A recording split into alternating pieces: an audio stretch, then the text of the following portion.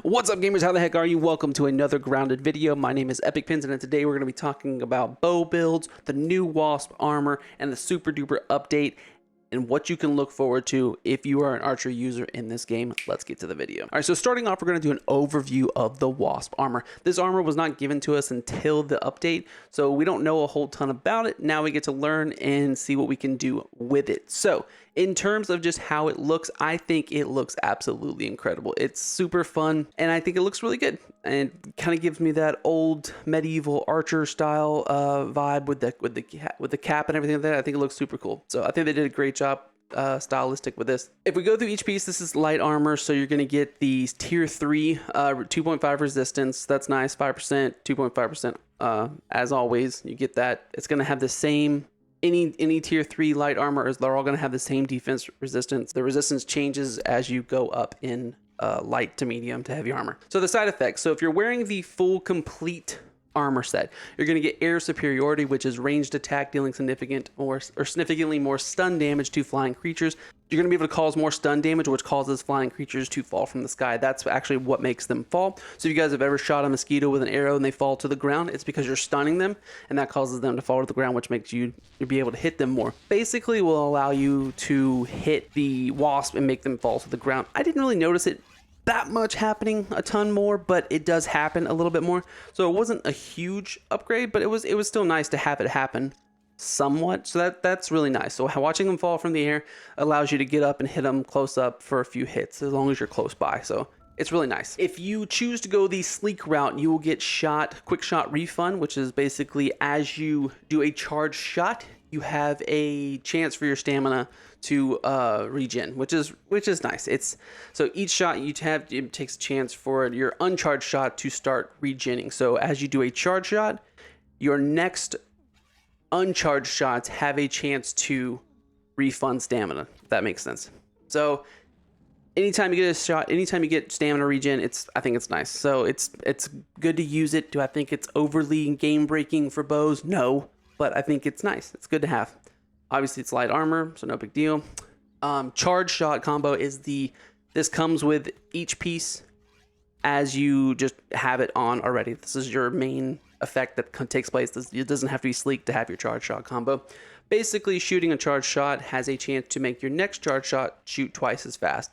So it takes less time to charge up the next shot. Yes, I don't know that I notice or care about charge shots as much as some people may.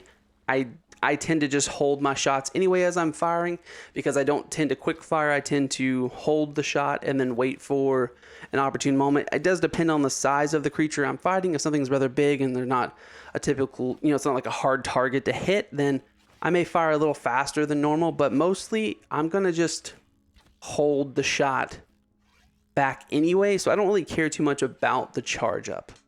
So this piece is great. I mean, the whole build itself is nice, but I personally probably will separate this out into various pieces, and you'll see why in a second. I think there's a much better use out of this build if you go another direction. But all in all, I don't think it's bad. I think it's pretty good. None of it's super game breaking, so that's great, I guess, because I guess you don't want game breaking things within there. But all in all, I think it's a good, solid build. So this is pretty good. I like the way it looks. I think it looks pretty cool. So, you guys can use it if you want to use it just like this, or we can go talk about some builds. So let's do that. All right, so this is my first hybrid build that I would suggest that you guys run with. And for a few reasons, there's some other things you could switch out in here, but this is what I'm going to call my bleed build, for instance, because it's only going to the major effect it's going to have is bleed, and bleed can be pretty useful. There's just not a ton of stuff that boost bleed like there are in some of the other effects in the game, but bleed can be super useful, especially if it's tied in with like critical damage and stuff like that as it hits, which is super nice. So we'll go over the pieces. Bardic Tudor, Wasp Breastplate, Moth Leggings. And here's the reason why. So you're going to get your shot refund if you want to use this. And this is because I'm using this mainly because you want to keep using the Wasp gear in a sense. You're going to get your shot refund for the people who like using the shot or charge shots and then getting the stamina back, because having extra stamina is great. You're going to get your charge shot combo, which the next one will fire twice as fast, which is nice. Healthy harmony, but only if you put on the mutation. So make sure you have that on, so you'll get the ability to add hurting to enemies, but you'll get healing for yourself. It says allies, but it does happen to yourself. So if they change this, I don't know. Hopefully they don't, but right now you do get to heal yourself as well. Also, just a little added bonus, you'll get Waspoid, and that means the wasp won't identify you as a threat until you attack them directly, which is super nice because they're all throughout the yard. You'll get Bardic Disencouragement, which gives you that 10% chance to apply one of the 3 negative effects: attack debuff, resistance debuff, or cut, which is super nice. Now this is where the moth leggings come into play, which I really like. So you're going to get even more chance to have some stamina restored as you're attacking with your bows. So this one gives you a 5% chance to get 15 stamina restored, which is just even more chance. And as you're using a bow, you're going to want more stamina to keep being restored. I like this a lot. So this just allows you to have that. This one's going to allow you to constantly, or I'm sorry, not constantly, but have more of a chance to apply to bleed. This is a 30% chance to apply bleed. So you already have Bardic Disencouragement. That's going to allow you to also apply bleed. Okay, maybe. It's one of the 3 choices that it could go through, and there's no statistics to show how many. Bleed happened more for me than the other ones, but the other ones did pop up as well. So bleed is a common one. I don't really know how it chooses, but this is going to give you more bleed, so that's really nice. This is another way to boost bleed as you're playing, and it's light armor, so that does the same thing. So I really like these 3 pieces because of the added effects that each one will give you. I've had a lot of success running this one. I really like the bleed effects. If you're trying to do something other than the common one that I'm about to go over in just a second, I saved it for last because it is the common one. But if you're not trying to do that, you could also, if you don't care so much about the Wasp breastplate, you could switch it out with maybe Assassin's chestplate. If you've got that for Cutman, you can get critical, and this is for your critical hits, so you can get extra bleed from critical hits, things like that. You also have that crit stun, so if you do critical hits, has a chance to do stun damage, so you get an extra stun damage as well. So that's super nice if you want to switch that in and out. I tried to run this for a little bit. It was super nice, but once again, this is going to come up to your preference. If you want to run the Wasp armor and stuff right now, I recommend you kind of mix it in these. And you could probably switch the moth leggings out with something else too if you want to. It's completely your choice at that point.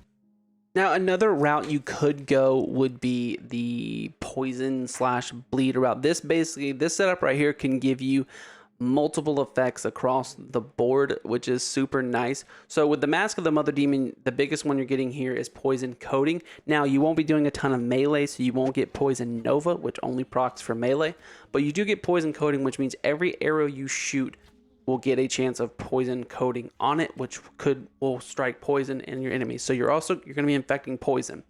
That's a huge one. Poison, as we know, has been a triumph in this game since the beginning, and it has been doing tremendously ever since. So it is a heavy hitter, and if you have it applied, it's going to do some heavy damage. You're still, with the Wasp breastplate, you're still going to get your charge shot combos. You're still going to get your quick reshot with your stamina regen and all that wonderful stuff. So that's still a good go.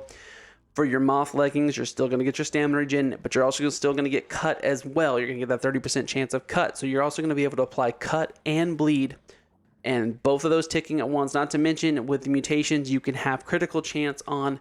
You get, you're going to get a ton of damage done if a lot of that stuff procs all at once, which is super, super nice, especially with a lot of the heavier health enemies out there. So this could be a really nice build. Real quick note about the Mask of the Mother Demon. As I was using it, every time I applied poison, it also applied to me.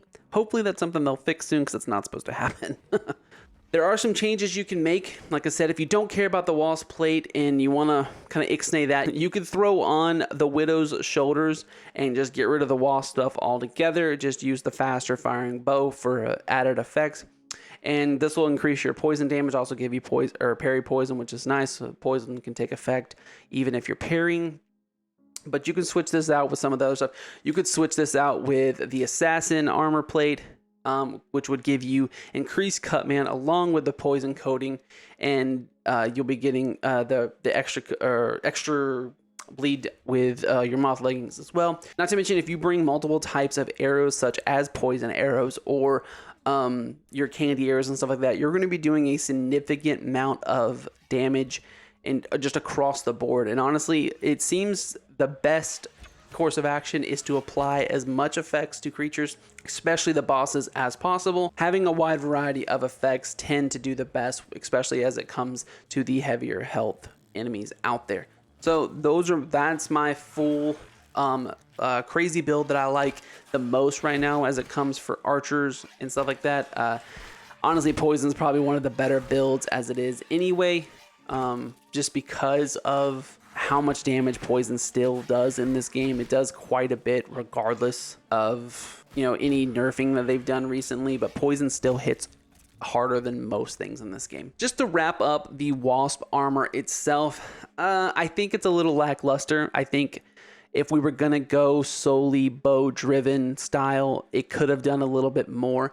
And to kind of come off the Wasp feel, I think it should have had poison applied to it. I think there should be this, maybe not does a poison coating, because the Mask of the Mother Demon has been very keen on that, but maybe instead of air superiority, it could have been, you know, poison attack, you know, aerial poison attack or something like that. It could have been the fact that if you're wearing all 3 pieces, that's the only way you can apply poison, and which would make me want to wear all 3 pieces more likely, because right now it's not that great if I'm wearing all 3 pieces. It's okay light armor. It's not anything incredible. It's okay light armor.